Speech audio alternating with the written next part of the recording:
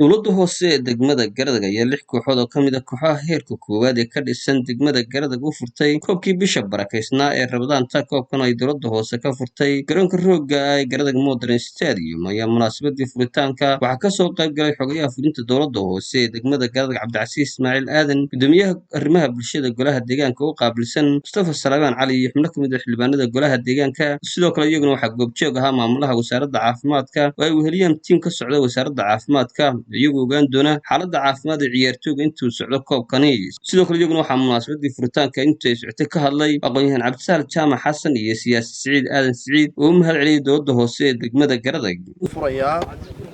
kaabkii Rabadaanta kaabkaasoo aan ugu talagalnay in dhalinyarada sportiska ee degmadu ay uga faa'iideysato inay koobkooda Rabadaanta qabsadaan. marka hore waxaan u mahadnaqayaa Allah subxaanahu wa ta'aala noo suurtageliyay in koobkaasi noo qabsoomo. mar labaadka waxaan si kaliya laaba aan ugu mahadnaqayaa dowladda hoose ee degmada Garadagh oo iyaguna koobka noo furay, noona suurtageliyay, noona soo qaban qaabiyay, laguna dhiirigeliyay koobka inaan dhalinyarada u qabanno iyagoo mar walba garab taagan dhalinyaradooda sportiska iyo dhalinyarada kale deegaanka hoose qaban qaabisay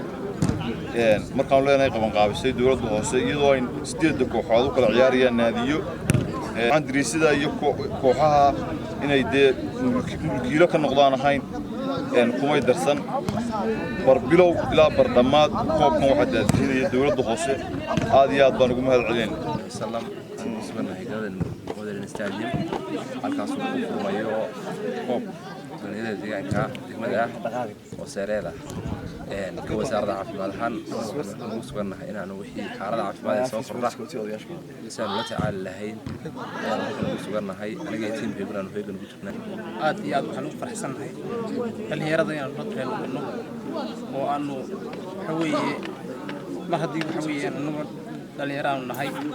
dhalinyaradan xoog ka saaro boqolkiiba boqol ka saaro way dhalinyaradu haddii ay agto wanaagsanaato bulshada kalena way hagaagaysaa.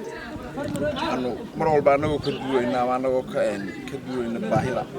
sportska ama bulshada inta ay ka yihiin oo bulshadeena maanta u badan boqolkiiba 70 dhalinyaro anagoo maanta dhalinyaro oo chance iyo waqtiga ugu sumay inaanu mas'uuliyiinta degmada ka mid noqono waajibaadkana saaran oo ay ka tahay anagoo intaaba ka duwayna waxaanu door bidnay inaanu dhalinyarta degmada Garadagh koobka caynkan oo kala aan ku dhiirigelino anagoo ku dhiirigelinayna horumarka degmada sida uga soo qayb qaateen iyo dhalinyarada doorka ay ka taagan tahay anagoo dareemayna mar walba ama anagoo la mid ah. waxaan joognaa Garadagh Modern Stadium waxaan u diyaarinahay anoo ku hadlaya magaca dowladda hoose inaanu ku dhawaaqno ama aan ka furno koobkii Rabadaanta ee degmada oo ay ka qayb galayaan ku ciyaar jirnay dhagax iyo rafaad baan ku jirnay mulkiilaha garoonkana Cabdisaal Jaamac